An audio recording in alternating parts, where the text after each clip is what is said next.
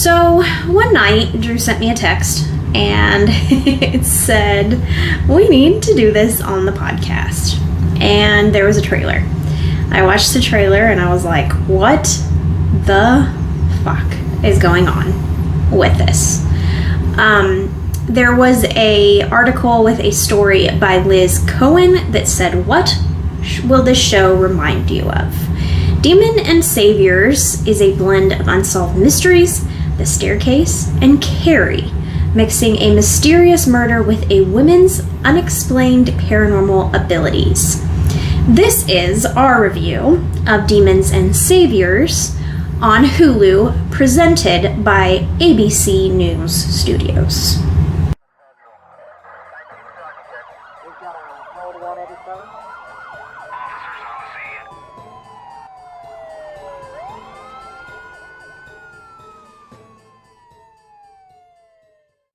Some of my content has mention of extreme violence, sexual assault, and or other triggering content.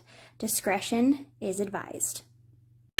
Okay, so we both have seen this. Yeah, we've actually both seen this one. Yep. So the thing that made me want to jump into this one or want to send it to Sarah was the paranormal part of it, because Sarah likes that kind of thing. And so I was, I just saw it and I'm like, the trailer got me for once. It got me where I was like, that's kind of interesting. I might check it out. And then I saw the actual show, and about episode 2, at the end of episode 2, I was like, yeah, I better send this to her because she's going to like this. And she did. Yeah. So I started taking notes immediately. I had saw the trailer and I was like, this seems real weird, but I didn't know how it was going to go. We haven't talked about it until now. Yeah, we've been kind of dancing around it because it's like one of those things where you want to ask the other person, like, oh, what'd you think? Mm-hmm. But we're saving it for you guys. Yeah, and it seems like everybody's really taken to it. I tried to find some comments online. It's still pretty new. Mm-hmm. This came out August 3rd, and we are recording on August 7th. Yep, 4 days ago. Last Friday, yeah. I think.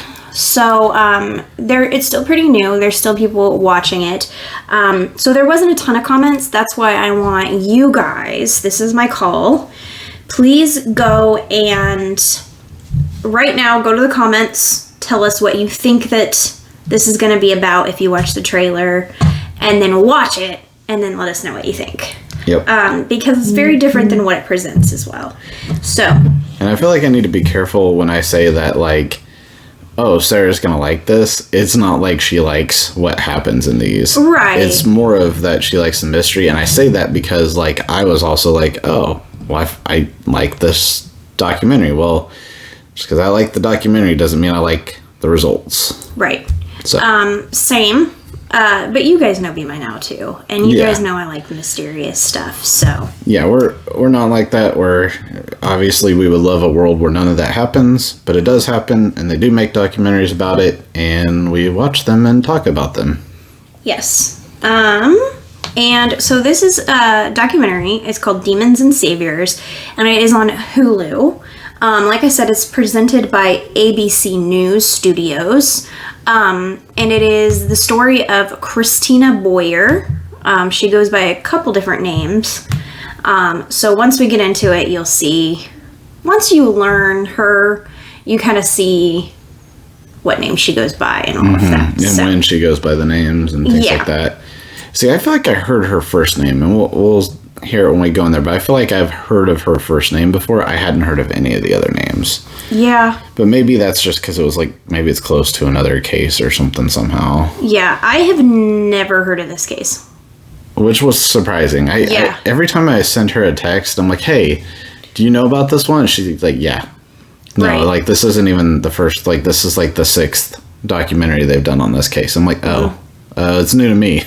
Yeah. This is like the first one I sent her, and it was new to her. Yeah, and that's definitely different for me because, like, so my, I don't know what it is, toxic trait possibly, is I have all of these different Facebook groups and all of these different news sites and stuff like that.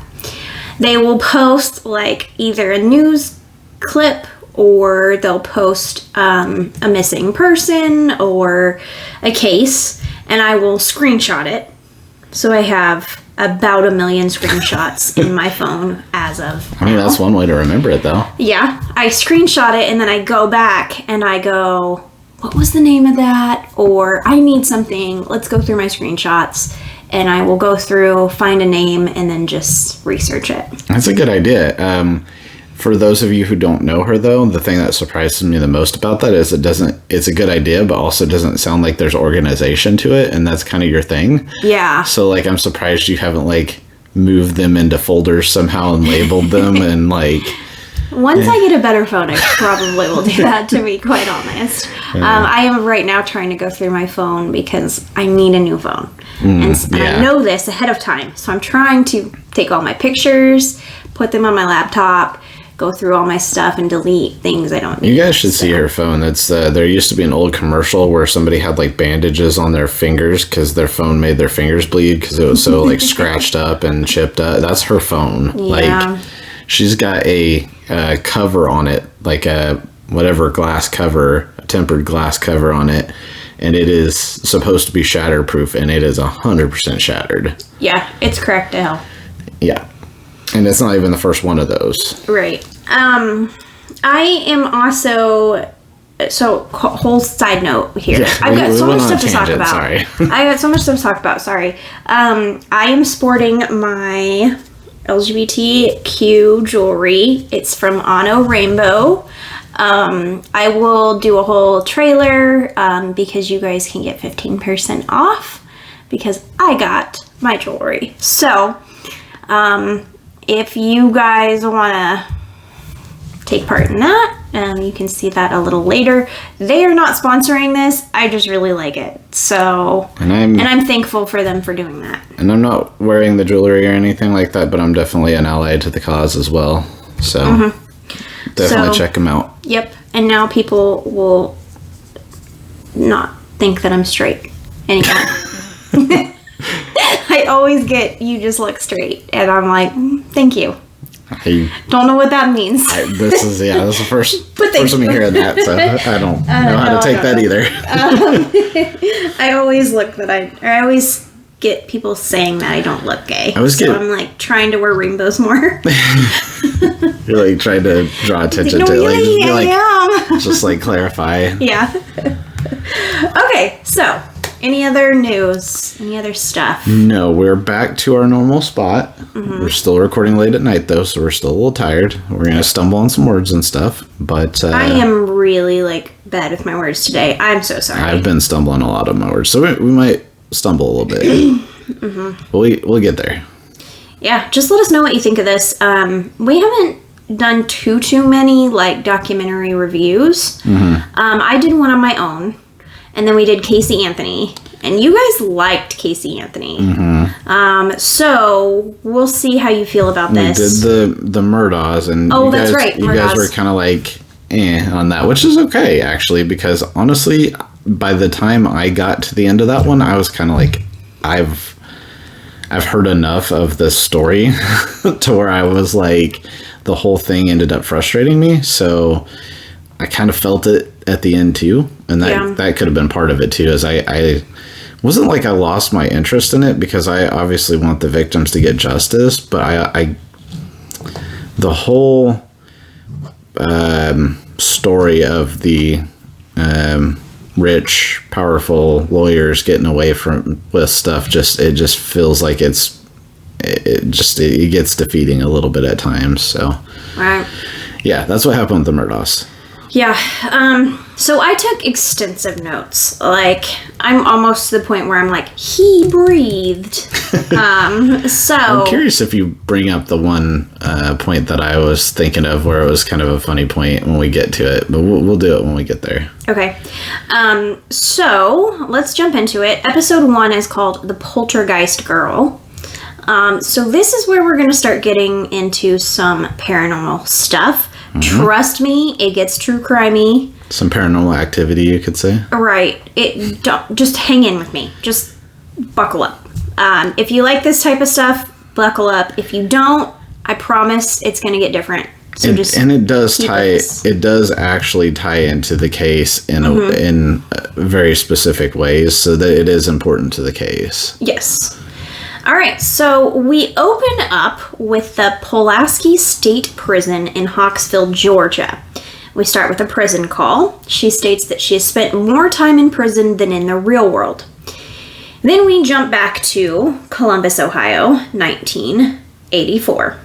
We get a slide that says this is the voice of Christina Boyer, aka Tina Resch, age 14. So in 1984, she was 14. Right now, she's talking from prison in Hawksville, Georgia, currently. That makes sense? Yeah, and they jump around We do jump around a lot. Yeah. I will say, I did like this documentary. I go into a little bit more later, but there wasn't as much filler. It's pretty much information. Yeah, I mean, it's 3 episodes, and it's not a lot of, like you said, not a lot of those acting, like, dramatizations. There's not a lot of that. Right. So we have Christina, and she's talking, and she starts to talk about weird things that happened to her when she was a teen. Her alarm going off when it is unplugged, the TV volume and the channels changing, even when unplugged. Her parents have witnessed this, she says. Objects moving, lights flickering. At the time, she believed her house was possessed. These reenactments are very 80s. And they're pretty terrifying, to be honest. Like, you know, she's sitting in front of the TV and her mom's yelling at her to turn it down. And when she unplugs it, it's still going. And we're seeing that. So, right. We're seeing things fly, things shatter. I mean, these are reenactments, but she says this is all very true. And her parents witnessed it. They say it's true. Whether it is or not, we'll get more into that later. Right. So, then we hit the Netherlands, which I was like, what is happening here? Yeah, we went from Iowa, right? No. Well, she's in prison in Georgia, then she's in Columbus, Ohio. Then we're in the Netherlands. Right. So we're all over the place. Yes. A man from the Netherlands is being interviewed, and he explains that he is an artist. So, can we talk about these pictures he does? I've never laughed so much in a true crime documentary. There's self-portraits of him, and he's like in Viking gear. I don't know. Honestly, I'm kind of a little quiet on him because so when I started out watching this documentary, I had it on another screen. So I think I actually missed the pictures, and now I need to go back and see the pictures. Yeah. Because I did not see that. I heard he was an artist. They're really good, and like there's some pictures that are just fantastic. But like some of them, the self-portraits they made me laugh because this guy, his name is Jan. He's just eccentric, and he's like he is in this picture, eccentric. like in Viking gear, very serious. But a lot of artists are eccentric, right. So Jan is a eccentric artist. But he's a good guy. Yeah, he does. He is a good guy. Yeah. So Jan is doing this piece of photography for women in the Pulaski State Prison. This is an art show that shows how each woman is different, how their stories are different, but they're not different from us. Mm-hmm. He's basically like saying anybody could be trying to show their humanity. Bars. Yes, exactly. And the piece is beautiful. I mean, it's got all these women, and they're very different and all very, just beautiful in their own way. So it's a very cool piece. So going through this art piece is when he meets Christina. And Christina is in prison for killing her 3-year-old daughter, Amber. He finds this out. He talks more to her about it and kind of takes it on as his project to showcase her in a bigger her personality. Yes, and Amber and everything she's gone through and all that. Right. So this is kind of the lens the documentary is taking, is like, we'll circle back. Right. You know, to that at the end where it's like, here's your art piece, right? Full circle, yeah. Full circle. So that's some characters. I don't know if you get into later, and I'm trying not to skip ahead, so that's why I'm being a little more quiet, is because I don't know if you've touched on this later or not, but one thing they talk about with the things going back to like trying to turn the TV off, things like that, is this stuff happened in the 80s, and the movies that were out at the time were like the Poltergeist movies, like Ghostbusters, The Exorcist, all that stuff was huge during that time. So that, where that plays into things is a couple places, right? One, a lot of the things she described happened in those movies. And then two, a lot of people, with that being on the forefront of everybody's mind, were sitting there going, okay, this is a real life case of this. So now if you hear a story like that, people are going to be like, yeah, whatever, usually. But in the 80s, they were like, we're literally watching movies about this stuff. It's real. So you got to think of the time frame that this all happened in as well. And that's back in the 80s and during the Poltergeist kind of era. And I follow the format exactly how they told it in the documentary, and they go kind of skip between a lot of things. So we will be talking about things and revisiting a lot. Yeah, that's why I was like, I didn't want to jump ahead if you've got that later in the notes. So then we meet. Okay, I believe that they pronounce her name Jeannie. Yeah, I think so. This woman is Christina's best friend, and Jeannie is also a psychologist, hypnotist. She's done a lot of different things, and she comes back too. But she's interviewed because she knew Christina very, very well. Just to clarify, I wanted to take the minute here. Tina and Christina are both the same person. They are Christina Boyer. Just shortened her name. Yep, she shortened her name. She goes by Tina. So, I think pretty much in my whole text, I pretty much call her Tina. Sometimes I'll say Christina, but... Yeah. So in 1992, Unsolved Mysteries showcased her and her story, and it had John and Joan, which are Christina's adoptive parents. So they were religious when Tina started having these things happen to her, and it frightened them quite a bit. Tina is said to have been very scared during this time, both of her parents, because they kind of lashed out, and also of her powers that she was now having. She was terrified of it. So the parents called in a priest to do an exorcism. As you do. You know, on a Friday. Weird stuff's happening. You call on a priest for an exorcism. Right. This exorcism, she explains it that, you know, the priest put his hands on her head, was trying to bless her. Kind of things were happening about the house, but it was not successful. Like, it didn't make her abilities stop. It didn't do much. And keep in mind, she's right now she's either a teenager or a preteen. Yeah, she's like a preteen. Right, and so this is happening to a girl that's like high school age, junior high age, early high school age. You know, that time area. So if you can imagine anybody at that age going through an experience like that, like, you're possessed, we're going to have an exorcism, that might have an effect on your life later. Right. And like Drew was saying earlier, like, in the 80s, people kind of were like, is this really happening? And like, believed it more than they would today, I would say. Yeah. So after this priest came, Christina's parents said they didn't really have anything to do but call, like, the authorities. And the authorities just sent a photographer out. They're like, what are we gonna do? Yeah. I don't think really anybody knew what to do. Yeah. So they sent a photographer to come and take some pictures. And this is the only, like, I don't know, really interesting part of, like, her abilities to me was the phone.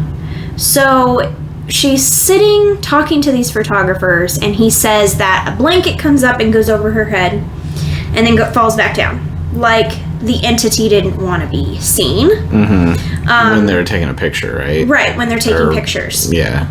And then he's snapping at his camera, and a phone sitting next to Tina just flies across her. And we actually see the picture. And the picture, the phone is vertically flying across her body. And it's weird. It's really weird. It flies across her lap. So they post this picture, they post an article, and it just, boom. Like, when you say post, it's not like, remember 80s. wrote an article. I'm not saying you. I'm just saying, I'm reminding the audience there, the people listening, that it's true. This is the 80s, so by post, it's a newspaper. Yeah, the newspaper article. Yeah. But it really takes off. And this article just, I mean, I can't remember which. The picture in this article goes crazy. I can't remember which newspaper it was, but I feel like it was a bigger one. I mean, or like one of the bigger local ones or something like that. And Tina felt pretty good about this. She's like, see, this is proof. And like validation. Validation. Everybody's going to see this. So people started to believe her, right? Well, once the article was written and out, Tina started getting bullied at school pretty heavily. I mean, kids are mean anyway. Yeah. They think especially you got poltergeist powers. They're gonna so kids tried to push her down the stairs and told her to fly. Yeah, when they said that, it was almost like they paused at first, and they're like they thought she was a poltergeist, so they tried to get her to like push her down the stairs or like throw her down the stairs. And in my mind, my adult brain, I was like, wait, what? How is that? What does that do? And they're like, to see if she can fly. And I'm like, that never even crossed my mind. What were these kids thinking? Like, but I mean, then you think about how kids are about that age, and you're like, well, I mean, I guess I get how it goes through their brain, but it's wrong. Right. They would hum the tune Twilight Zone to her. Do you know that one? Yeah, I think so. That's the do that one. Yeah. All right, don't demonetize us. That was like 3 seconds. Right. That was 30 seconds, and it wasn't even great. Yeah, it wasn't good enough to know what it was by anybody else. She probably wouldn't even know what it was. She would probably be like, what are you... Wait, what? I know you're trying to make fun of me, but I don't know what it is. So, the bottom line here is kids are mean, and they suck. Especially in high school. This, though, it triggered in my brain every horror movie I'd ever saw. I was like, she's gonna... I think that's where they got the Carrie from. Yes. Because that kind of stuff seems very Carrie-ish. And I haven't seen Carrie. I just know of it. I know you always like Carrie. Yeah. But it is like that. Like, in Carrie, she gets picked on, and she snaps, and she's like... I mean, it just sounded like a horror movie. Like, don't pick on the person who you think has abilities. And it's, like I've mentioned a couple times, it's in the 80s, but for some reason I'm picturing this in black and white in my head. I think because of I think because of the Carrie thing. I think because of also some of the thing, because when they showed the TV, right? When they showed the, like, TV won't shut off. It was one of those old ones with the knobs on the side that looked like it was black and white from the 70s. Yep. So I think it gave me a little black and white vibes, and then, Carrie was in black and white, right? The first one? The original? I don't think so. Because you'd have to see the blood. Oh, gotcha. So I think it was in color. Is color just old? Yeah. So an intuitive said that he felt like there was no joy in the home of the Reshes. Doctors of paranormal studies wanted to investigate what was happening. They talked about movies that were happening at the time, and Drew kind of touched on that. But a expert, Bill William Roll. Are we saying expert or expert? Expert. Okay. He's an expert in paranormal happenings. So he might be an expert in his field, but his field is weird, like what Sheldon Cooper says. Right.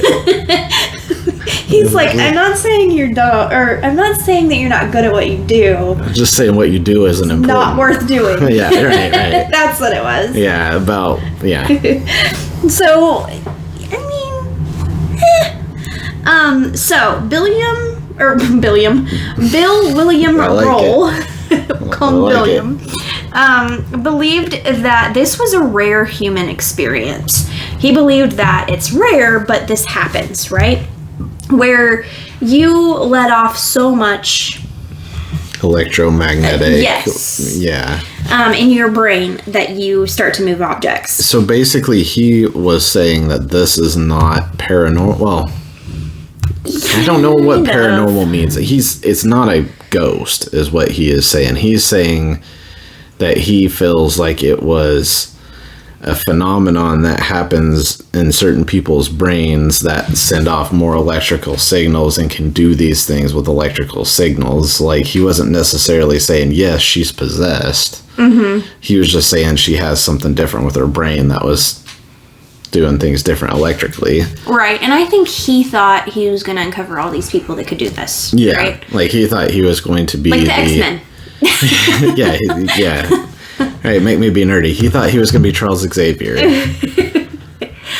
Billiam Xavier. So the guy interviewed, he says, it's so rare. It's so rare that it's like, who you gonna call? And then he jokes and he's like, I shouldn't say that. And it's true, though. This guy that was interviewed, you're probably getting ready to say it, but is at the time, his assistant. Yes. So like an understudy or undergrad, like he's learning from him. Right. So this Dr. Bill moved into the house with them, which... Weird. Yeah, I thought that when I heard that too. I was like, I don't... I mean, I don't love it. That shows how worried the foster parent, adopted parents were in this situation to let a grown man just move into... your house to observe your teenage daughter. Like, yeah, this is creepy. Yeah, like when you lay it out like that, it's just weird. Yeah. And he kind of just moved in and then waited for something to happen. Yeah. And I was in my head picturing all this stuff, like, you know, I'm calling him Billiam now. I really want to call him Billiam. Bill was, I just imagine him being like, you know, hey guys, what's for breakfast? Like, dude, you don't even, like, this isn't even your house. Right. Like, you're just here to observe her. Why are we cooking for you now? Like, you imagine a roommate that's just some random observer scientist. Right. Like, plus living his with team, your family. Right? Because he has to have the assistant. He has at least someone else doing the camera. Yeah, so, like, and I doubt they were living in a mansion. Right. Like, it's very weird. So we see video from this time, and a lot of it is just kind of like focused on her, and she's just behaving like a teenager. Right. I mean, she's just a teenie. She's just chilling. So one part of this is she's standing in the doorway, and a shampoo bottle moves outside of the room. It is not caught on camera, but there is sound. So we hear some of the sound, but we don't hear or see directly it. They have a cat? Right. I explained that with a cat, like a cat just decided to nudge it off the shelf. Right. The doctor states that he believes that she, in this moment, emitted electrical charge from her brain and moved this object. Christina talks about this experience of Bill living with them as a positive one. Which, my scientific brain here, and I'm a skeptic. Like, I don't say that this stuff doesn't exist, but I also don't say that it does. The skeptic in me goes, okay, she used an electric signal in her brain to knock a shampoo bottle off. What if that it conducts metal, right? Like, the shower is going to be made of, like, tile. That's not like a metal conductor. The shampoo bottle's plastic. That's not a metal conductor. Like, what exactly was metal there to push it off with electricity? Right. So, like, I think his science already is kind of... I thought it was flawed. Like, when they start talking about other things, when they start talking about things with metal, and I'll let Sarah talk about it when we get there. When they talk about things with metal, that makes sense, right? Metal and electricity, magnets, all that makes sense. But a shampoo bottle, it's plastic. Well, yeah, let's talk about that now, because I don't think I wrote much of it in my notes. But when they're interviewing Ginny, I think you said it was. Jeannie, yeah. Sorry, her name is spelt different, so anyway, she's bringing out all of these metal silverware, forks and spoons that Tina had allegedly bent in half. And we're talking like Matrix stuff, right? Like if you guys remember the first Matrix, they're sitting there with the kids that are supposed to be like geniuses and like can just bend the metal with their mind. Like this is what we're talking about. Yeah, and that is something that can be faked, and it talks a little bit about it in a part coming up. But she has all these metal things that they say Christina twisted and turned. And it was this really, was supposedly proof. It was really twisted up and things like that, but I don't think they had footage of that one, right? Right, no. And see, that's the problem with a lot of this. Like you said, other than the phone and on a picture, there hasn't been anything caught on camera yet. Yep. So, like I said, Tina really talks positive about Bill. She really confided in him, I think. She was a teen that was going through a lot, we'll find, and I think she just wanted to be seen by someone, to be honest. And I think Bill did that. Bill gave her attention. And she tried really hard to impress Bill and to do things for Bill. To make it seem like she had powers or whatever. She didn't want Bill to be out there for nothing, and she also didn't want Bill to leave. Right. I don't think. Yep.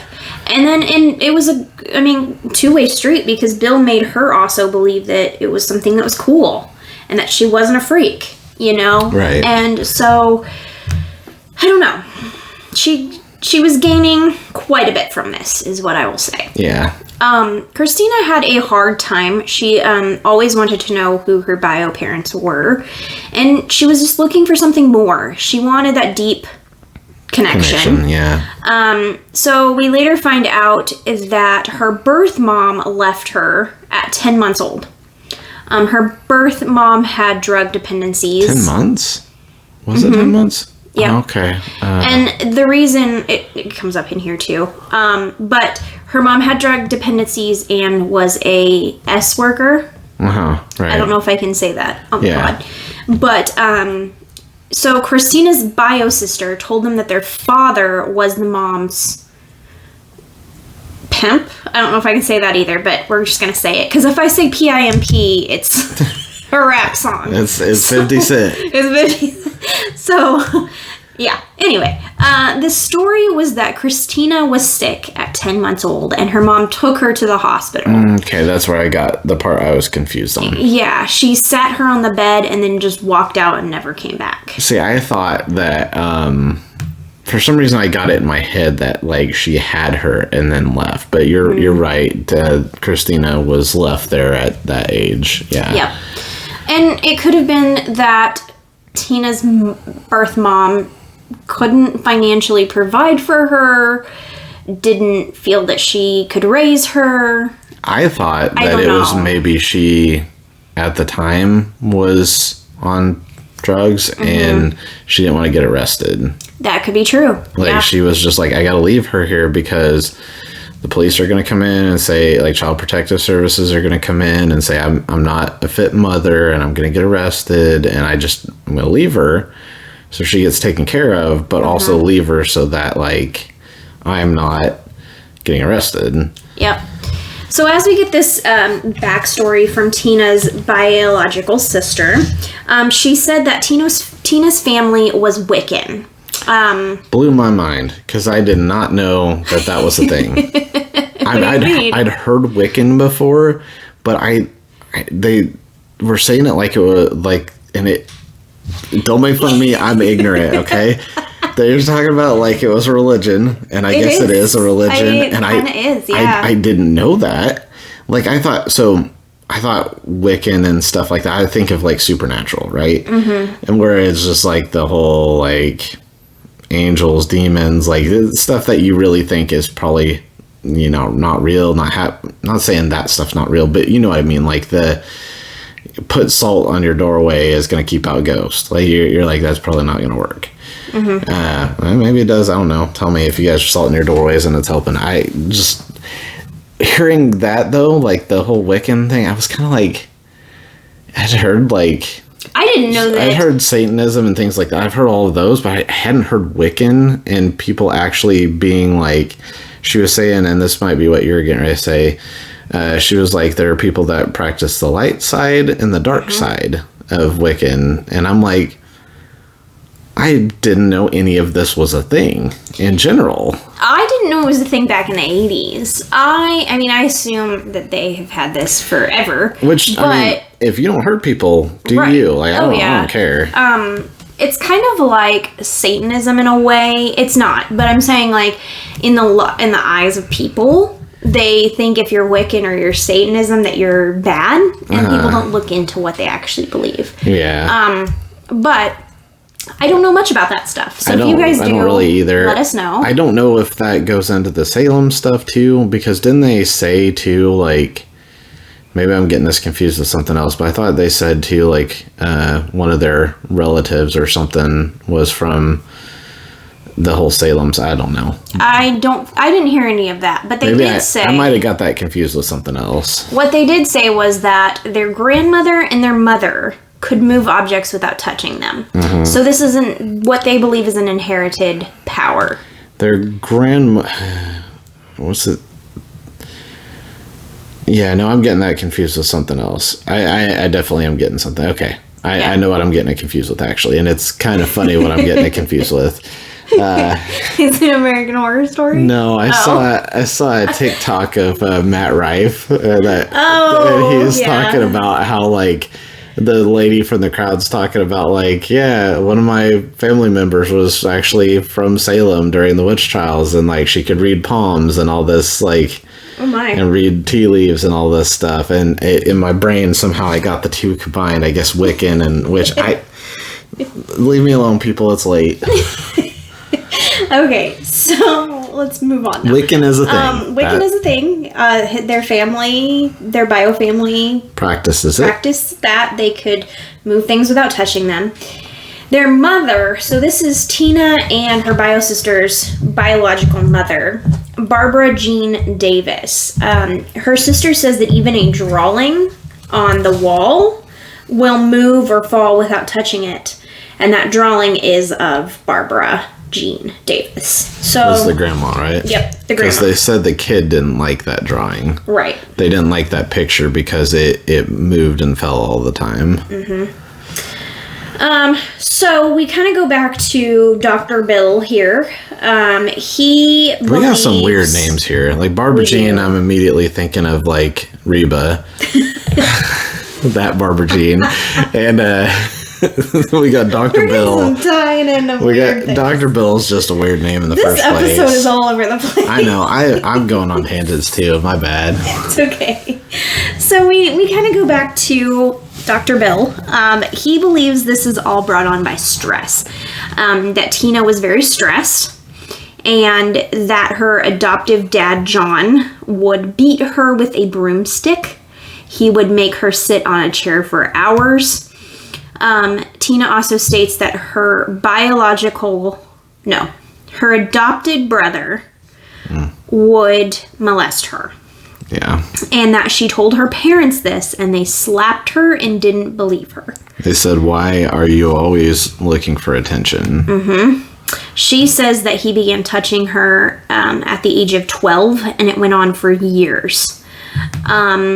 Big surprise, he went on to be an S offender and went to prison for his crimes. He took his own life, so we now have no other victims, so that's a good thing. Yeah. But no one believed her, and it could have really saved, other people. So saved other people. It could have saved her. a lot of trauma for her. So it's like a lot of our stories where you have childhood trauma and stress and stuff. Don't just dismiss it. Like, talk to the kid. Right. And try to understand it. A lot of parents do just dismiss a lot of that stuff. Yeah.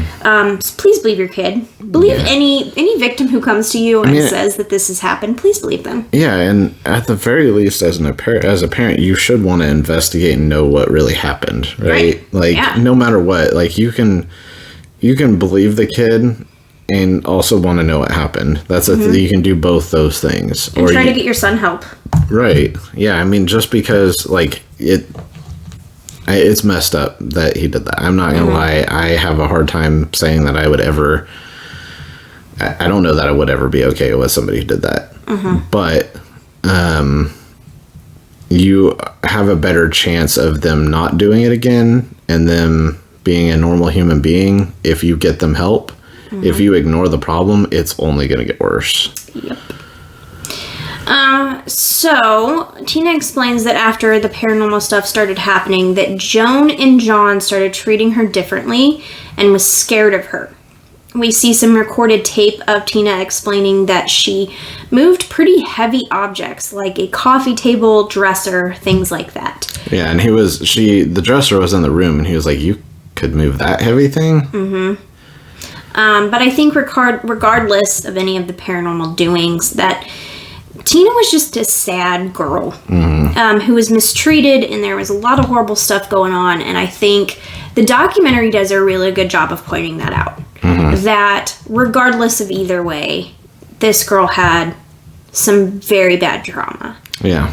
And it's she did, and that explains why she gravitated towards Dr. Bill because like he was giving her attention, but not like her parents who were abusing her, or her stepbrother who was abusing her. All that, like, attention and not abuse. Attention. Yep.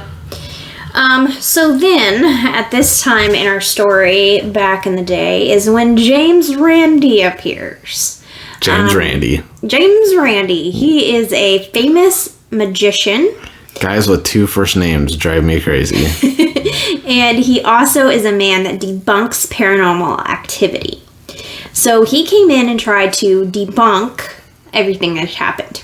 And by that, like, he was even debunking other magicians' yes. tricks. It'd be impressive if he debunked musicians, but... You are not a singer! Debunking their tricks of how they could, like, do what they were doing. Right. So, like, just any magic trick, like, here's how you do it. Right. Basically, the biggest buzzkill at a party that you could possibly think of. Yes. He's a magician that tells all of his secrets, basically. Yeah, and everybody else's, too. Yes. He's the biggest snitch in the magician world. Exactly, yeah. Yeah, none of the magicians James like Randi, him. Shut the fuck up, dude. Just sit down. Yep. So anyway, this is where he shows how bending of the spoons can be faked. And he kind of does it on TV, and people are like, whoa. Anyway, so get this. This piece of shit offers the family money to prove that it's fake. So they showed up at their door with money, with a not even real check. Like they said a faked check. Like he didn't have it didn't actually have the money. It was like a... Is it one of those big checks? They didn't say that. That makes it funnier though. It does. But yeah, he showed up. James Randi. He showed up with a check that he did not have the money for. Just been like, my God. Here is $1 million. Jeez. I don't have $1 million, but here's a check for $1 million that's going to bounce as soon as you cash it. He's just a dick. I'm going to disprove that your daughter is possessed. Right. So, the family at this point decides that they were going to hold a press conference. Because it made him mad. It did. They were, he shows up and they're like, we'll show you that this is real. They're like, don't call us crazy. Yeah. Like, we've lived through it. We've experienced it. We believe this is real. And you showed up saying you're going to give us money and debunk it. Like, that makes us crazy. Like, you think we're crazy. Yeah. So they hold this press conference, and they state that this is supposed to be a 1-hour press conference. It turns into 9 hours that they're sitting there just staring at this young girl, and nothing happens. She's literally sitting on a couch. Yeah. She's sitting on a couch with both of her parents to the side of her, and they're just staring at her, waiting for something to happen. Yeah. And so nothing happens. People think it's a hoax. The press was told to put their cameras down, and magically then a lamp falls over. We see that this camera was still rolling. Christina did not know the camera was still rolling, and the camera caught her clearly pulling over the lamp. She, like, stretched, and then, like, during the stretch, like, caught... I mean, she was trying to be smooth. You could see it really clearly, but she was trying to be smooth, like, caught her finger get inside the lampshade and come back down with her hands. Yep. It's a great description. And Tina said that her mother told her to do something, basically. Yeah, said that she took her into the kitchen at, like, the 8th hour, saying, like, you need to do something because people are going to think her crazy. Yeah. And this family was just desperate. Yeah. This part was so sad because it did seem like a circus. Like, you have all these cameras flashing. She was meant to prove all of this. And she was 14 at this time. Right. That is just sad. It's really, really sad. So, you're a 14-year-old. You have all that pressure on you. Of course you're going to want to try to make something happen, because you don't want whatever the alternative is of people not believing you and then everybody calling you a, fake and all that stuff. Then it backfired on her because then everyone was like, oh, she's been faking all this. She's been faking. So we caught it on camera. Yep, we caught it on camera. She's a fake. But Dr. Billiam. Good old Dr. Bill. He is still believed that Tina had something special, and he wasn't going to give up on her. So he invited her to North Carolina to go undergo some experiments. She went to Chapel Hill, North Carolina. This is where she meets Jeannie. Jeannie, I think, yeah. Jeannie was studying to be a hypnotist at the time, and she would put Tina under hypnosis and tried to make things happen. She would tell Tina to bring up traumatic events to see if that would cause anything to happen around her. Jeannie was also meant to be with Tina 24/7 and care for her. Like, at a crazy amount. Like, yeah. She said that they literally went to the bathroom together. Yep. Slept hand in hand type of thing. Yeah. And let's not, skip this part too. Her parents... Yes. Just, like, go. Yep. See ya. Go. Bye. We, at least you won't be making stuff crash here. Like, they literally just sent her with a doctor who's been living in their house for, I don't know how long it was, but living in their house across the country from Idaho to North Carolina. See you later. Like, I mean, thank God that Dr. Bill was not a pedophile, because that would have been... So I had that thought. I did too. But I don't know that she didn't say any of that happened. She liked Dr. Bill. I want to think that's not true, but some of it did creep me out a little bit to make me feel like he might have groomed her a little bit. Yeah, it's uncomfortable. But I don't know that, and I don't want to accuse that. And I don't know if they said he passed away or not, but like he wasn't interviewed, so I assumed maybe he passed away. But like, it was a little creepy in that way. The relationship that they had. And not only Bill, but Jeannie, because Jeannie was an adult at the time too. Yeah. And so she's putting herself, her parents, her guardians, are putting her in a pretty vulnerable position here. And neither, like, Jeannie didn't say this, and Christina didn't say this. Right. So I'm hoping that, like, that means he wasn't like that, but just, like, describing how uncomfortable the relationship seems from an onlooker. Like, I wouldn't be comfortable with my kid having that kind of relationship. Yeah, it was very uncomfortable. It felt just uncomfortable. It did. And I mean, on top of that, you have this power dynamic because I thought the same thing. Yeah, he's a doctor and he's also like this professional, and he's also the only one giving her that attention too, which is the thing she was looking for. Yep. And he is basically getting her to perform, right, for him. Doing all these experiments. You need to do what I asked of you. Yeah, and we were talking about her trying to basically please him and not disappoint him. That's the kind of grooming I was feeling there. Yes. And so it definitely is emotional grooming for sure. Yeah, it maybe wasn't in that way, but it felt like it was at least akin to that. Yeah. Like it was close, and it's not right. Right. And I think, and you're probably going to get into this, that's the reason, this is probably next, right? That's the reason the first assistant that we talked about left, right? Is like he was uncomfortable of the things that Dr. Bill was asking her to do and the way he was asking her to perform and things like that. And he said, I'm not going to do it. I'm out. Yep. Good point. It seemed at this point that Tina's powers had kind of come to a stop. They were doing all these experiments and they weren't getting what they wanted out of her. Let's just say that. So Tina went to Delphi University of Spiritual Studies in Maysville, Georgia. As Tina's abilities started to fade, she was really trying to make everybody happy. She could tell that they were disappointed that she wasn't doing what they wanted. Right. And she just wanted to do it so badly. Yeah. But nothing really panned out. So they sent her back home with the Reshes, her adoptive family. You think that's a big trauma area for her too. A very big trauma area. So she's going back into this house. She was 16 at this time.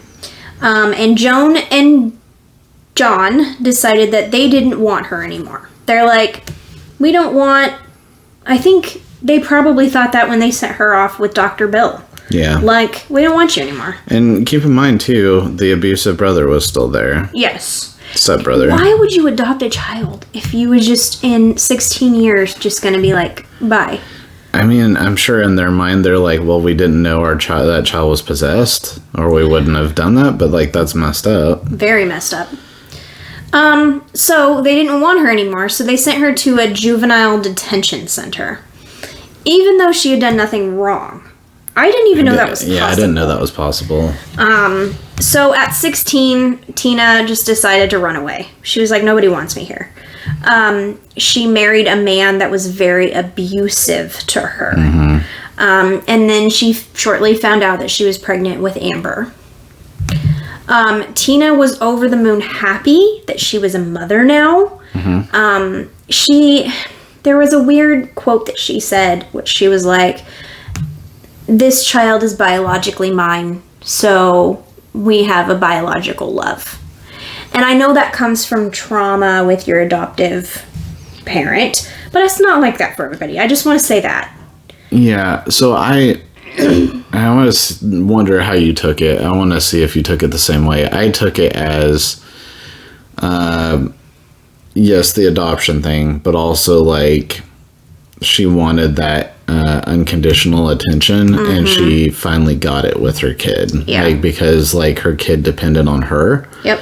And so unlike with her adopted parents who didn't really want her, brother, Dr. Bill, who wanted something out of her, like her kid just wanted her, and that was like the first time in her life, according to her, that she had something like that. That's a great point, that her adoptive parents wanted her to probably sit and shut up for a while. And her brother wanted that out of her.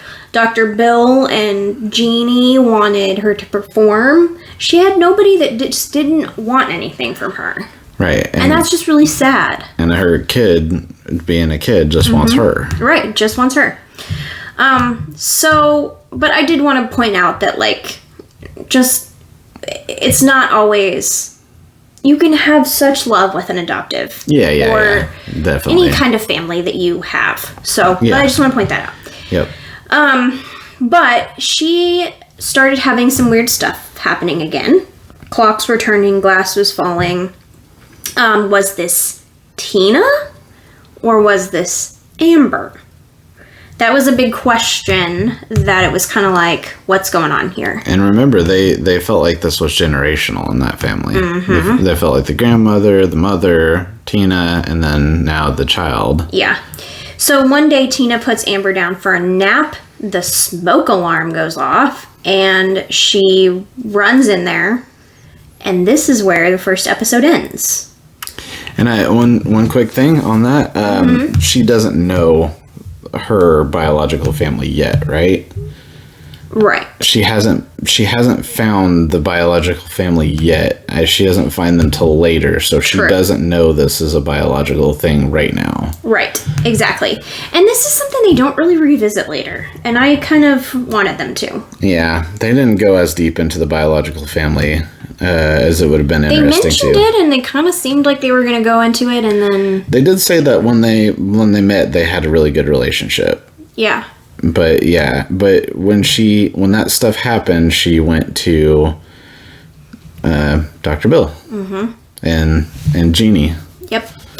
So this is where the first episode ends. We start getting into way more about Amber and what happens next in the next episode.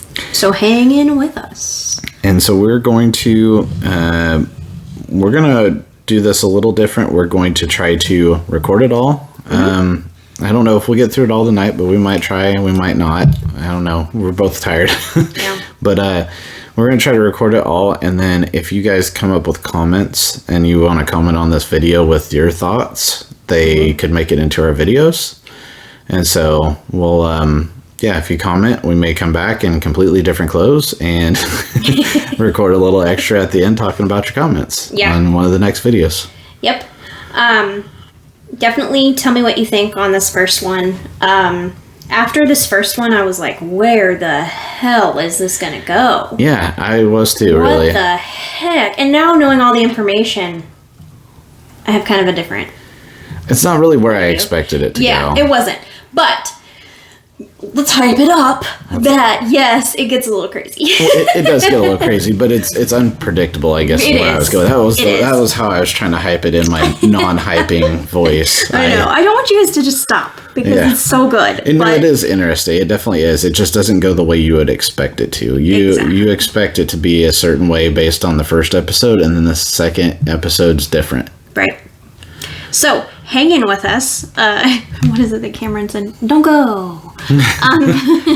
Don't go. Come back because we are going to do episode 2, Who Killed Amber Bennett.